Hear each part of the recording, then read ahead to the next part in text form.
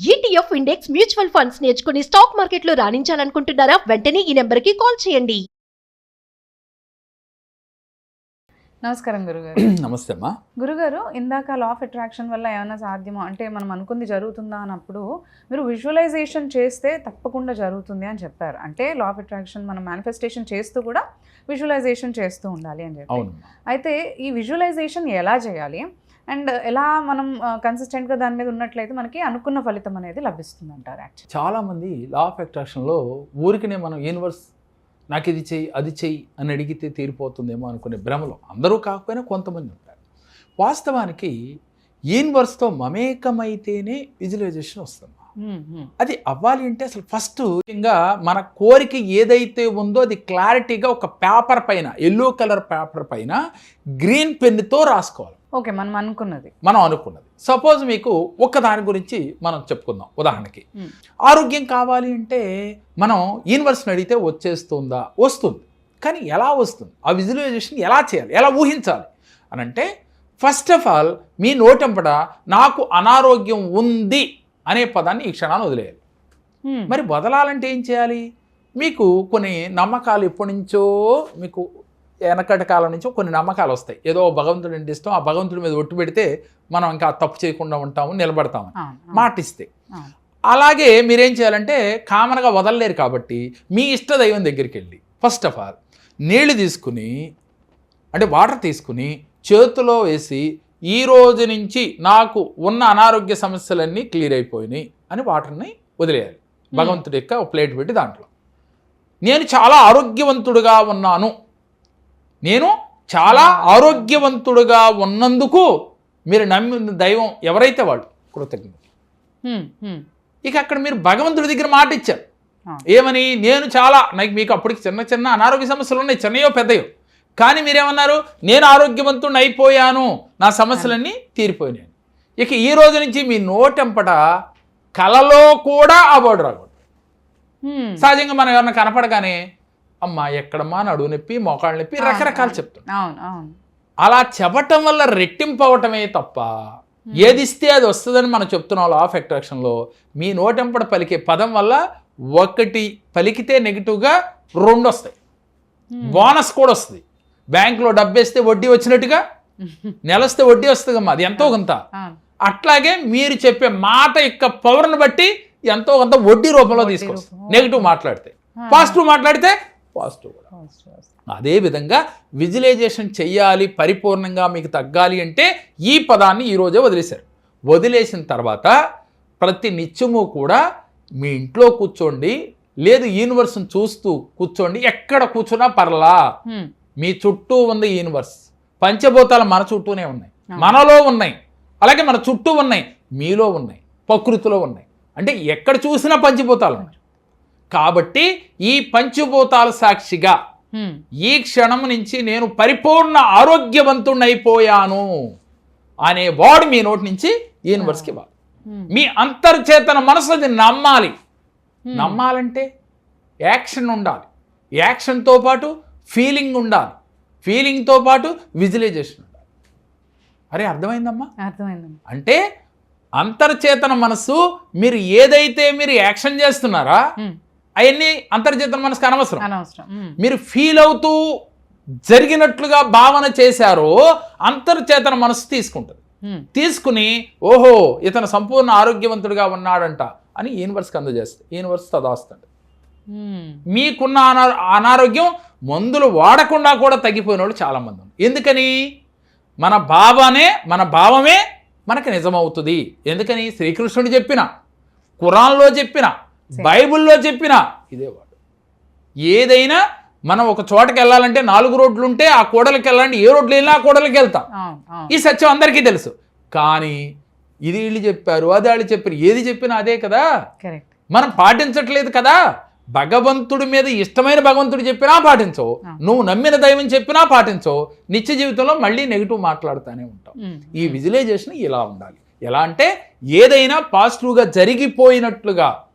అమ్మ మీకు ఈ అంతర్చేతన మనసు చాలా తెలివిగలదు. మీలో యాక్షన్ తగ్గిందా ఒప్పుకోరు.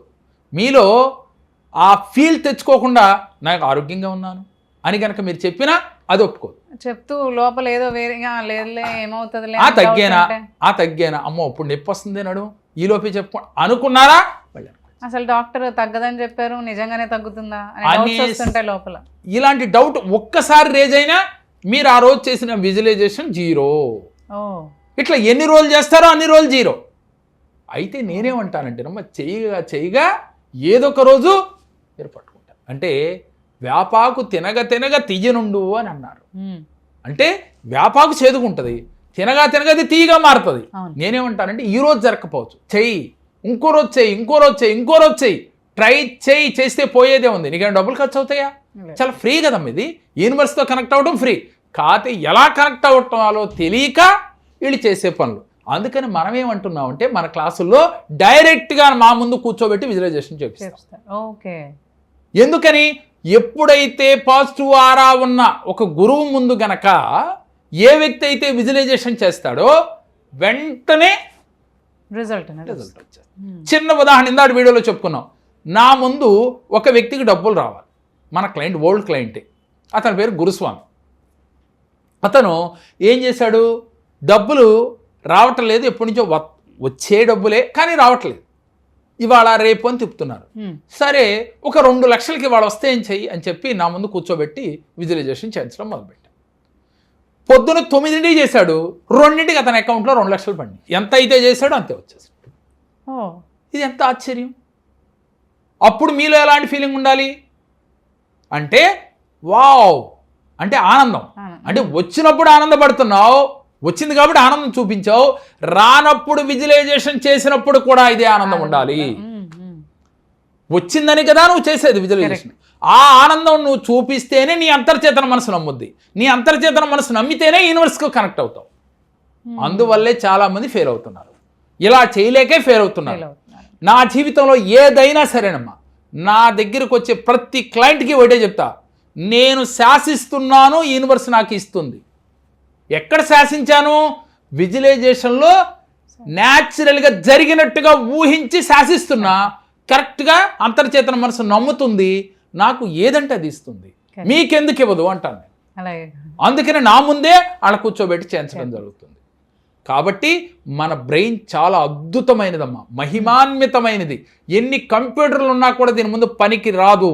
ఇలాంటి అద్భుతమైన బ్రెయిన్ని పాజిటివ్గా వాడుకుంటే మీరే అనిల్ అంబానీ అవుతారు, మీరే అబ్దుల్ కలాం అవుతారు, మీరే నరేంద్ర మోడీ అవుతారు. ఎవరు కూడా ఒకేలాగా తల్లి గర్భంలోంచి వచ్చాం, వాళ్ళైనా మనమైనా. ఎవరు ఎక్కువ కాదు, ఎవరు తక్కువ కాదు. మనం ఎప్పుడు మనం తక్కువ చేసుకోకూడదు. వాళ్ళకన్నా నేను గొప్ప ఉన్నా అనుకుని ఫీల్ అవుతూ విజువలైజేషన్ చేయండి, పాజిటివ్ రిజల్ట్ వస్తాయి నేను చెప్పినట్టుగా చేస్తే. అలాగే మనం రేపు క్లాసు ఉగాది రోజు మొదలు పెట్టుకున్నాం, మొట్టమొదటి క్లాస్ ఆఫ్లైన్. అవును గురుగారు, అదే అనుకోతున్నాను. అంటే మీరు విజువలైజేషన్ గురించి మేనిఫెస్టేషన్ ఇవన్నీ కూడా ఒక అంటే మనకి మెంటర్ చేత పరిరక్షణలోనే చేస్తేనే బెటర్ అని అంటున్నారు కాబట్టి, సో మీరు ఎలా చెప్తారు? అంటే ప్రత్యేకంగా ఏమన్నా మీరు ఆర్గనైజ్ చేశారా? ఎలా అంటారా, ఇది ఎలా చేస్తా అంటే నా దగ్గరికి 1-to-1 సెక్షన్కి వచ్చిన వాళ్ళకు కూడా 1.5 గంట తీసుకుంటానమ్మా. ఒక అపాయింట్మెంట్ 1.5 గంట తీసుకుంటా. ఈ 1.5 గంటలో వాళ్ళకి ఆస్ట్రాలజీ ప్రకారం చెప్పటమే కాక న్యూమరాలజీ ప్రకారం నేమ్ కరెక్షన్ ఇవ్వడం జరుగుతుంది.